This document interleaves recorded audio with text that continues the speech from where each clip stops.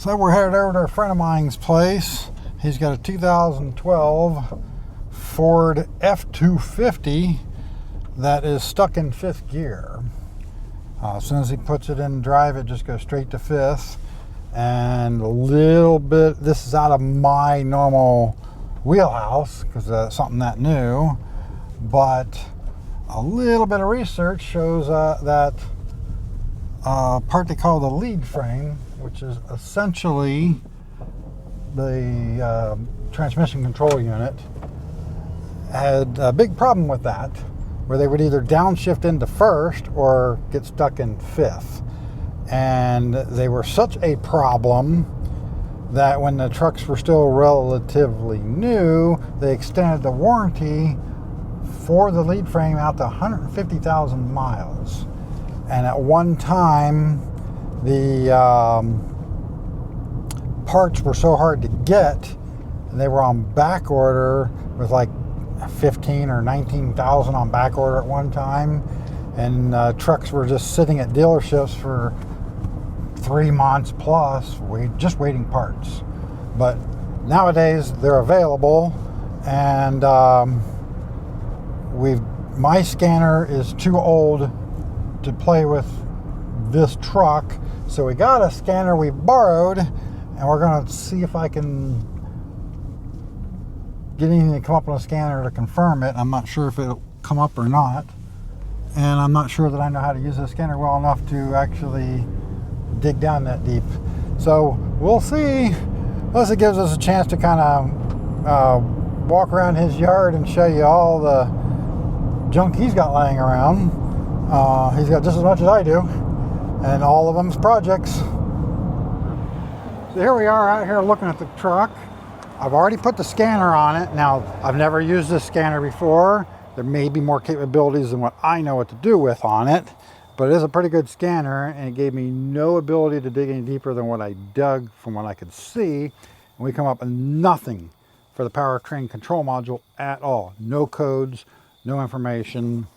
Only codes we come up with were stuff related to the fact that it has an aftermarket radio in it now and tire pressure monitoring system. So nothing important for what we're doing here. So now he did start it up today, and it did go into gear like it's supposed to and work properly.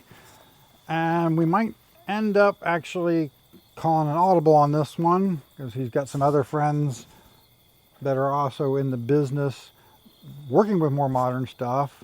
We might end up calling some of them to get their opinion, or even let them end up working on it.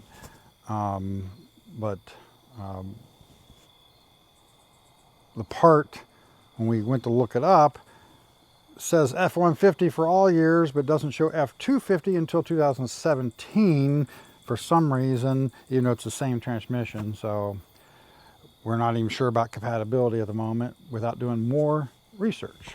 But meanwhile, like I said, while we're here, let's take a look at some of the junk he has laying around.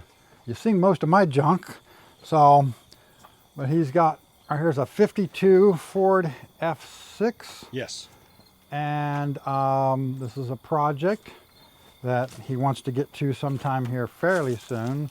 Right now it still has flathead in it. At some point we may get over here and see if we can get that thing to actually run, but that's going to be coming out. He has lined up an mid-80s 460 out of a motorhome to put in it with an automatic transmission, and I believe he's also found some, I think, 1-ton axles from a Ford to put under both front and rear of it. And he's got a, is that one the 53 or 54? That's a 53, yeah. Got a 53 Chevy back here. He originally picked this one up, I believe, more or less as a parts car, but it's actually a bit more solid than the original one he picked up, which we'll go look at next. You think it's burning oil, but it's not. I mean, This here's Trooper, his dog. Hi, Trooper. So he's got a 53 Chevy back here that he originally picked up after his mom passed away, because that was the year his mom graduated high school. and he was gonna build it as kind of like just a neat and tidy, clean rat rod, and name it after her. And so this car had been off the road for many years. We was originally going to bring this thing in and try to get it running and maybe do a disc brake conversion on it and then see what else it would need to get it running or road ready before we started the Mad-nette project, but life and twists and turns made this go on the back burner for a little while. But it still has its original engine in it. Which engine is this one? Well, that's where we need your audience to help me out a little bit. Because there was two different engines that were put in these things. This is either a 216 or a 235 because they had different valve covers, and with it having the two bolts on the top, I'm thinking this is what they call the stove bolt engine. So I'm not sure. And he had another one at one time, and that one he sold off now. So he's got this one with an engine, and the one up there doesn't have an engine. But he actually picked up another straight six, a later one.